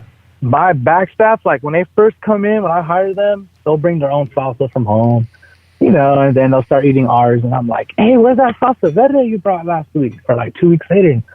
I want this. And they're eating one of the red burritos I sent you with that juice, that basting. Oh, and that shit has a good kick. It's more, it has a kick, but I mean, the Che and Los Mexicanos and Kenny, you're a fucking Mexican, dude. Even when I met you, I thought, is he Mexican? I walked up to the tailgate. He's a weirdo, bro. He walks like one. He looks like That's one. Miklo, bro. That's my Miklo. little brother's white. That's My little brother. I look Indian. My brother looks white. People don't believe that we're fucking siblings at all, dude. That's a trip. Patrina wants to know what else she can order. She's down in San Diego. She wants to know if there's anything else she can order frozen. Oh yeah, man. We got they're called fancy burritos. I don't know why my grandpa called them fancy. Maybe this was because it was in the 40s, so it was neat. Because you shoot the Because you pinky eat out it when with you a eat it, pinky bro. out. Cheese all over the burritos. You gotta eat it with the pinky out. But That's why. right. But fucking our whole menu online, we can ship whatever you want frozen. I for recommend real? the enchiladas and the chili verde or chili con carne burritos. Hey, Chili con carne and verde been with our family since 1942. My dad actually created the salsa. I thought my grandpa did. Oh, well, okay. And my dad's like, I created that shit in the 80s. And I'm like, Wow. I didn't know that. All right. Wow. So I'll get like old people, like 80-year-old people coming in and be like, yeah, can I have a free pint of salsa? Your Grandpa Sal, they're giving me free salsa since the 50s. In my head, now that I know, I'm like, all right. But in my head, I'm like, fucking. You're all right. No, it's all love. It's the satire, the fun comedy in my head that I like to play. And I'm like, all right, here you go. You're like, man, they've been coming. They'll be coming in their canes, walking 1 mile per hour, and I'll go help them out. Like, hey, we'll take it to your car, even before COVID, You're like, look, because Granny. that just shows me that they put clothes on my back as a kid. So I have to give them that respect back. That's what's up. You don't tell them Eisenhower's out of office like that shit. Hey, vote for Ike. hey, well, that's awesome, man. That you offer the whole. And that's awesome that you offer the whole, the whole menu, bro. Because it's funny listening to some of these cats who are from the Midwest. They're like, oh man, I wish I had some. You're just talking about enchiladas, chile verde. Dude, if I was living out there, I would be on it right now. Gent needs a special package sent to him out in KC, bro. For sure. Gent's gonna have to order like man, I'm gonna have to work that out. Like, I'm gonna have to get his info and I'll fucking pay it. I do not care because I love hey, he's out there in KC. That's awesome, man. My maintenance guy's a KC fan, so fuck him. These men, fuck him forever. But he's my dad's homeboy. My dad told me they would one time Verbox threw that game-winning touchdown to Ryzen, and my dad told me, he's like, we had to tell Owen, get the fuck out of here right now. And they threw my dad's Raider jacket on him. He fucking ran to the tailgate.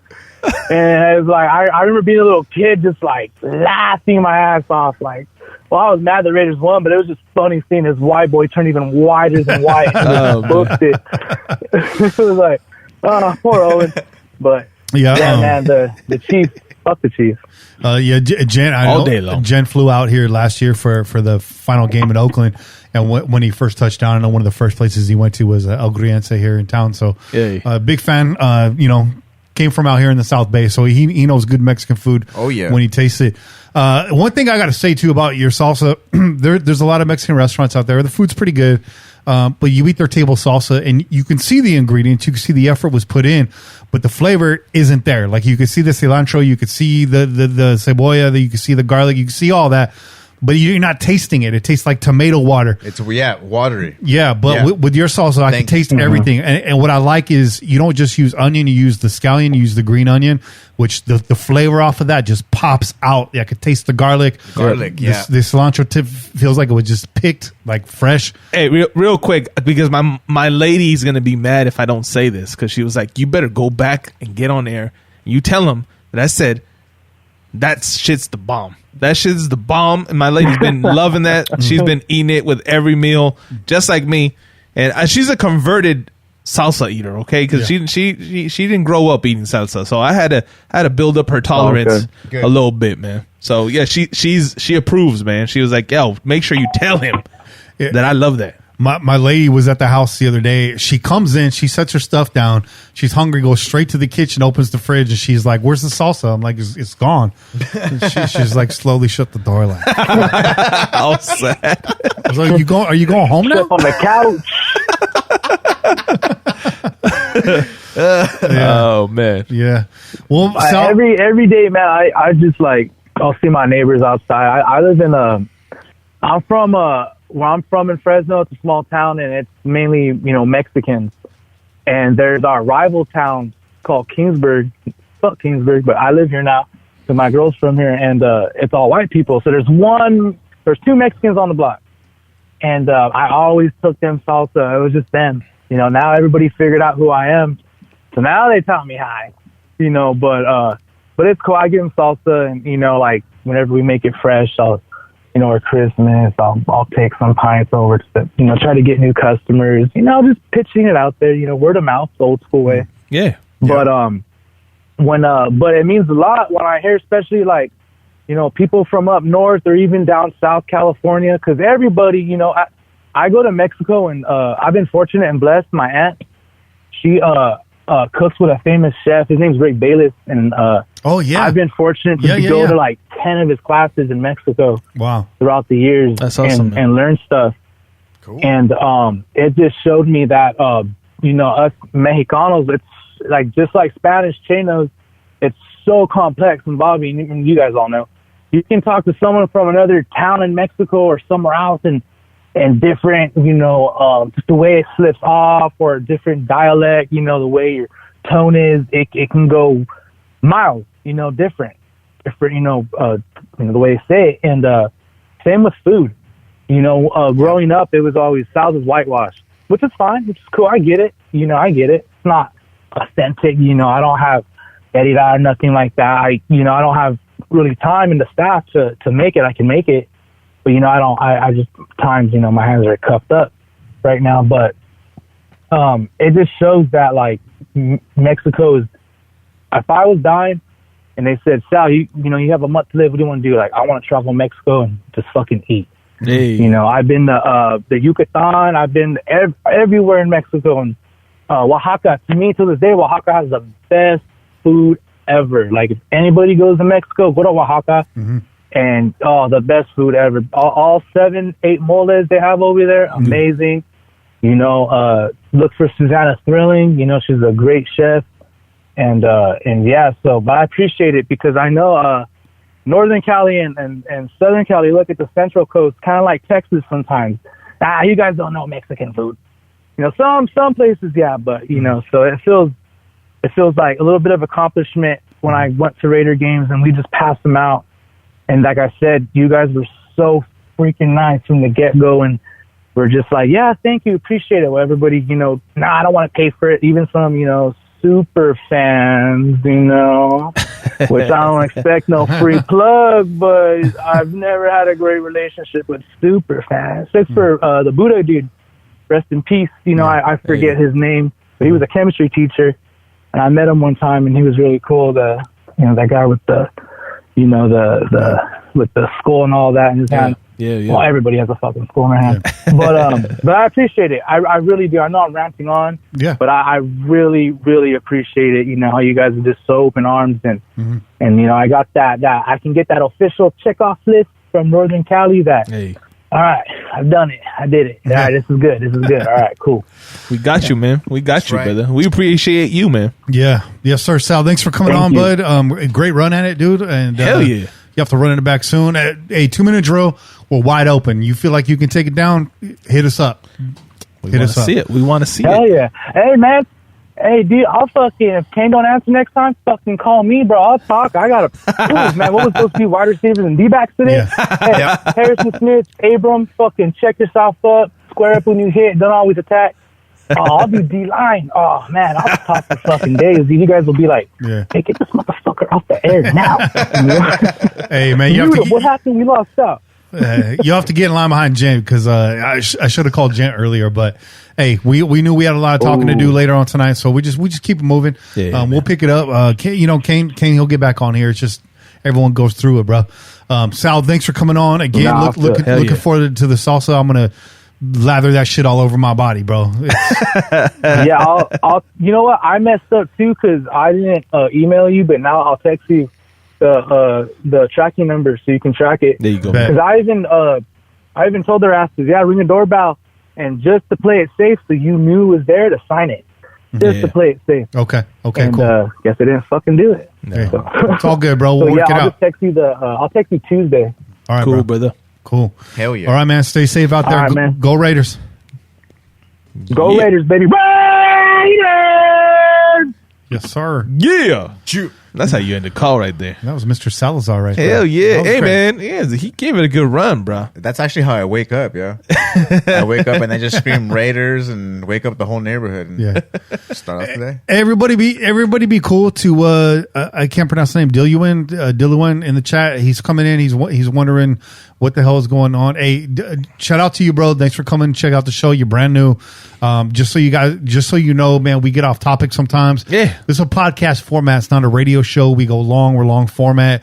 And we just chat it up, man. It's just like when you're talking with your boys, you're talking Raiders 1 minute, you talk about some food the next minute, you're back to Raiders. So that's what it is. You're coming in at the end. So we just had a guest caller.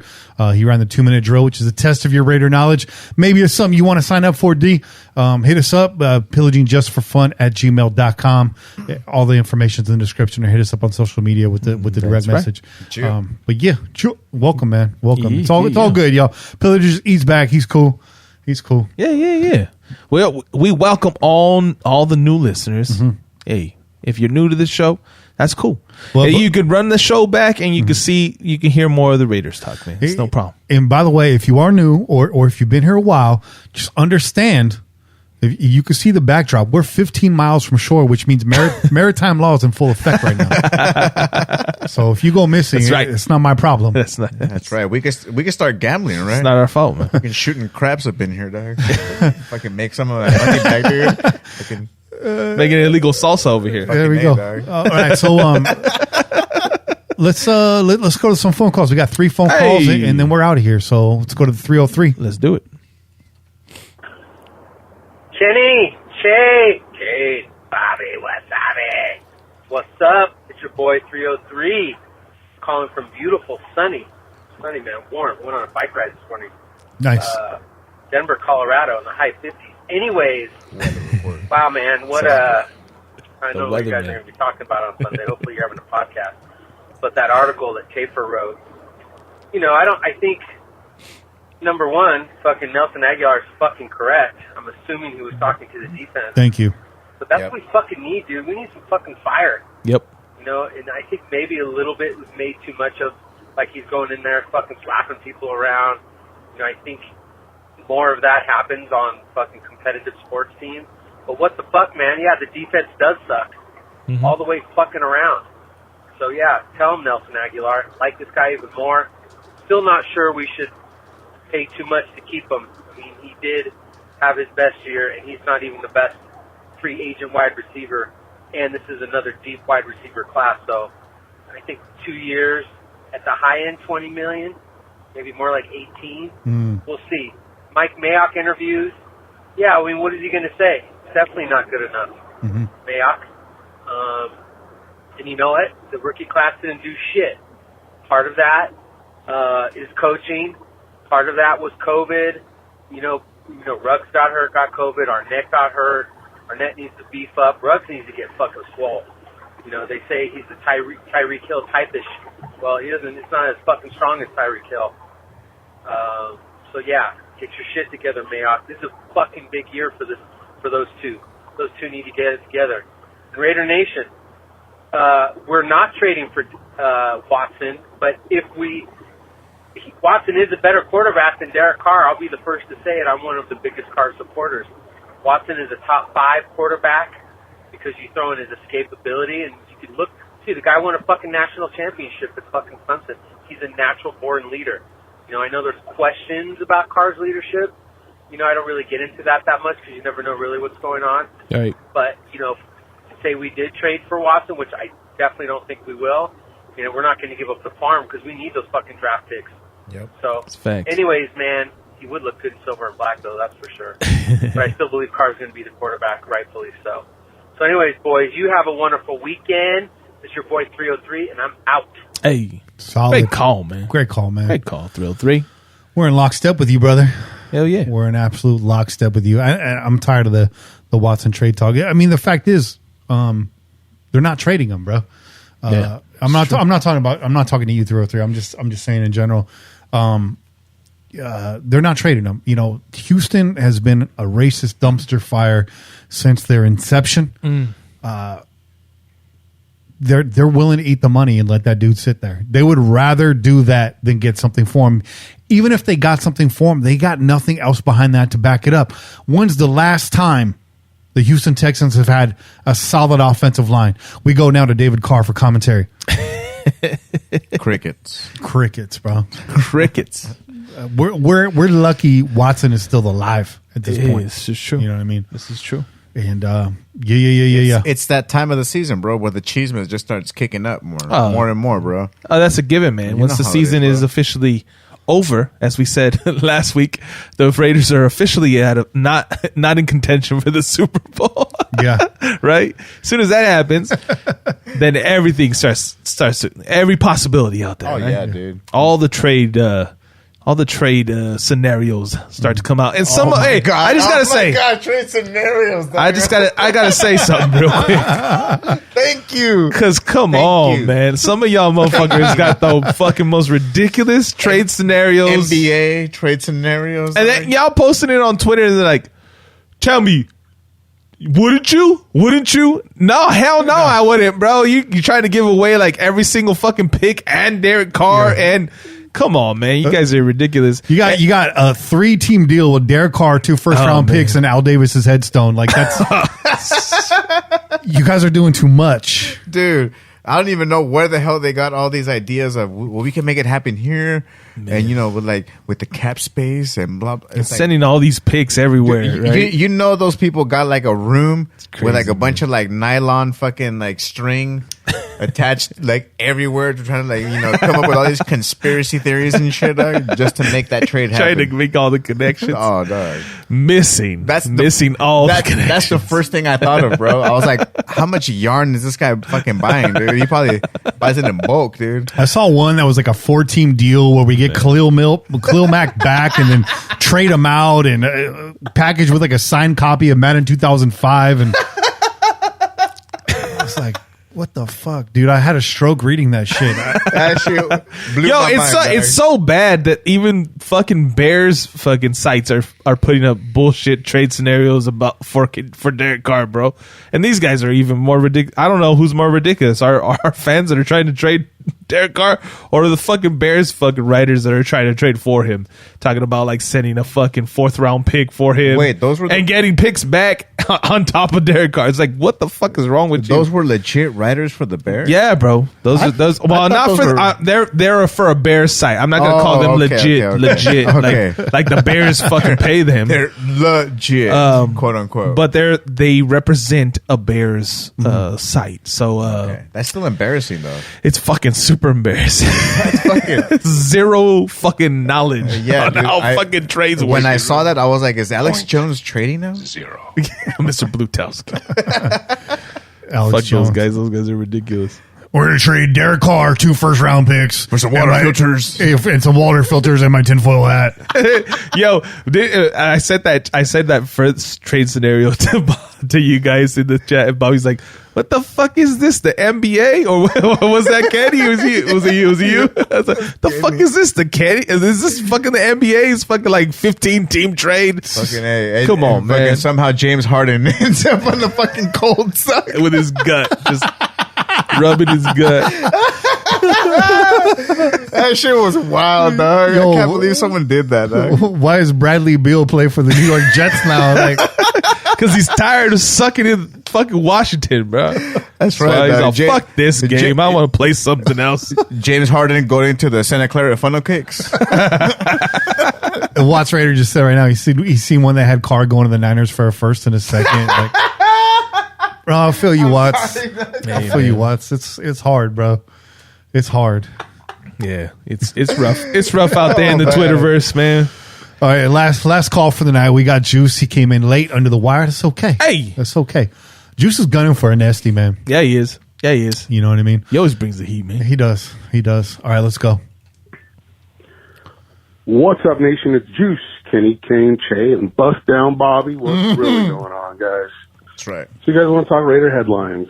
Well, the Bobby's going to do the Bust It Challenge after the show, by the way. Hey, bust it. Captain Obvious Award needs to go out to Mike Mayock because he says he's disappointed in the rookie class. Well, I say take a number, motherfucker. Get in line because we're all disappointed, to say the least. Yep. I mean, what was it? Tanner Muse never touching the field. Lynn Bowden getting traded away. Brian Edwards getting 1 touchdown all fucking year. How about Arnett actively trying to break his crazy neck out there? Or the most consistent thing Henry Ruggs does for us was be a decoy. Yeah. So, I mean, what's not to love, Mike? Shit. Hit him. Okay, so we added some assistance to the defensive side, right? And I'm still frustrated that we had the lead with less than 2 minutes left in 3 games and still lost to them. I mean, we could have been fucking 11-5, but hey, it's in the past, right? Thanks, man. So what's next to talk about? Do we keep Aguilar or Williams, right? Was this a freak year for Aguilar? Can Williams stay healthy for once? I don't know. You guys tell me, right? Lastly, the Condor, Mad Max himself, is sad because he played with a torn labrum or whatever. I don't know what he's crying about because I've been tearing up the labia for 30 minutes. You crying about it, do you? No blue chews. That's my time. Super sexy. Peace. Yo, that just took the fucking jump to number 1 on my list right now, bro. Hey, you're in it. You're in the running, son, for the fucking nasty best finish call of the year. Best finishing move, dog. Best finishing move. That was a finishing move if I ever heard one. Finish them. Yo. On that note, That's it for this week's show. Tune in every week wherever podcasts are found. Until next week, keep the wind in your sails and the rum in your mug and pillage on Raider Nation. Yeah. This has been a production of the Crow's Nest Podcast Network. I'm Kenny Stapler, joined as always By your boy, Che. Bobby Wasabi. We out here. Raiders. Just win, baby. Like a freight train coming, you're blowing the town.